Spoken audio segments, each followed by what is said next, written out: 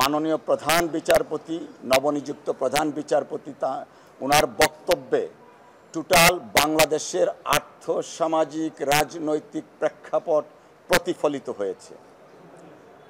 দেশে যে আইনের শাসন ছিল না, ন্যায় বিচার থেকে মানুষ বঞ্চিত ছিল, সেই বঞ্চিত ন্যায় বিচার ছিল শুধুমাত্র রাজনৈতিক কর্মী নয়, দেশের আপামর জনসাধারণ ন্যায় বিচার থেকে বঞ্চিত ছিল, যা অ্যাটর্নি জেনারেল সাহেব বলেছেন স্পষ্টভাবে। গুম, হত্যা, কোনো কিছুর প্রতিকার আনফর্চুনেটলি মহামান্য সুপ্রিম কোর্ট থেকে পাওয়া যায়নি কার্যত। অর্থাৎ মাননীয় প্রধান বিচারপতি সর্বশেষ উনার শ্রদ্ধেয় পিতার লেখনী থেকে যে রেফারেন্সটা দিয়েছে, সংবিধান হচ্ছে শাশ্বত এবং জীবন্ত। সংবিধানের যে ব্যাখ্যা এবং প্রয়োগ যখন না থাকে তখন সেটা হয়ে যায় একটা মৃত। আমরা গত 15 বছর সেই আনফর্চুনেটলি মৃত সংবিধানকে পেয়েছিলাম মহামান্য সুপ্রিম কোর্টের মাধ্যমে, যে কারণে আজকে বাংলাদেশে হাজার হাজার মানুষ নিগৃহীত হয়েছে, শত শত মানুষ রক্ত ঝরেছে। তৎকালীন সময়ে যদি তত্ত্বাবধায়ক সরকার ব্যবস্থা এই মহামান্য সুপ্রিম কোর্টের মাধ্যমে অ্যাবলিশ করা না হতো, দেশ হতো আজকে এই পর্যায়ে আসতো না।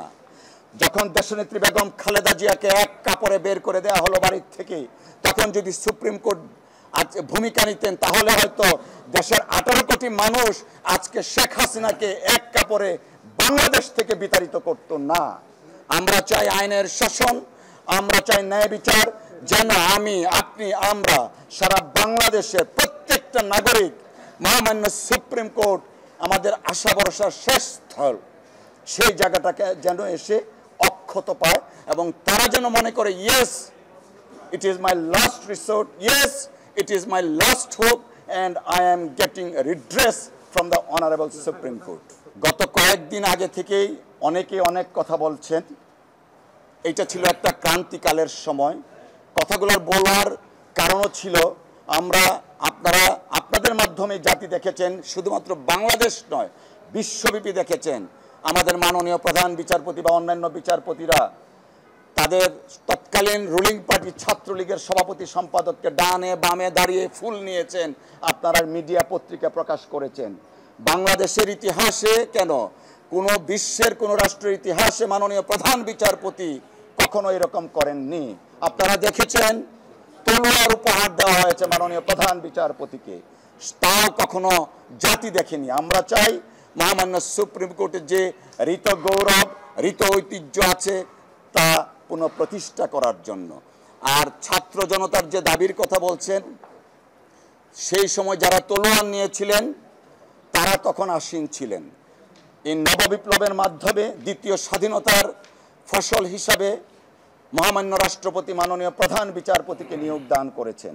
আমরা দৃঢ়ভাবে বিশ্বাস করি মাননীয় প্রধান বিচারপতি তার মেধা প্রজ্ঞা দিয়ে আমাদের সুপ্রিম কোর্টের শৃঙ্খলা ফিরিয়ে নিয়ে আসবেন।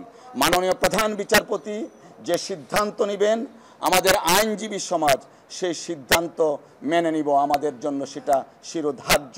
বর্তমান প্রধান বিচারপতি যে সিদ্ধান্ত নেবেন, জনাব খায়রুল হক সাহেব যা করেছেন ক্ষতি, স্বাধীনতা উত্তর বাংলাদেশের কেউ এককভাবে এত ক্ষতি করেননি। আমাদের গণতান্ত্রিক যে ধারাবাহিকতা ছিল, স্বৈরাচার বিরোধী আন্দোলন করতে গিয়ে তৎকালীন সময়ে 3 জোটের রূপরেখা ছিল তত্ত্বাবধায়ক সরকার, রূপরেখার ফসল। সেই তত্ত্বাবধায়ক সরকার ব্যবস্থা কায়েমের মাধ্যমে দেশে কিন্তু হাঁটি হাঁটি পা পা করে গণতন্ত্র সুপ্রতিষ্ঠিত হতে যাচ্ছিল। তারই ধারাবাহিকতায় কিন্তু বাংলাদেশে দেশনেত্রী বেগম খালেদা জিয়ার নেতৃত্বে সর্বপ্রথম বাংলাদেশে সংসদীয় গণতন্ত্র পুনঃপ্রতিষ্ঠা হয়েছিল।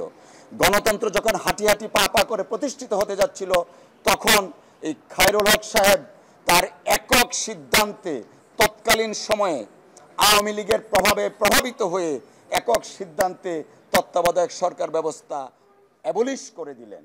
তো অতএব খায়রুল হক সাহেবের যে বিচার, সেই বিচার শুধুমাত্র আইনজীবী সমাজ নয়, এদেশের গণতন্ত্রকামী মুক্তিকামী প্রত্যেকটা রাজনৈতিক দল তথা এদেশের আবাল বৃদ্ধ জনতার দাবি, তার অপকর্মের জন্য তাকে বিচারের কাঠগড়ায় দাঁড় করাতে হবে। তবে আপনি যে কথাটা বললেন প্রকাশ্য বিচার, দেখুন আইন প্রতিষ্ঠিত করতে গেলে আইনি প্রক্রিয়া দরকার।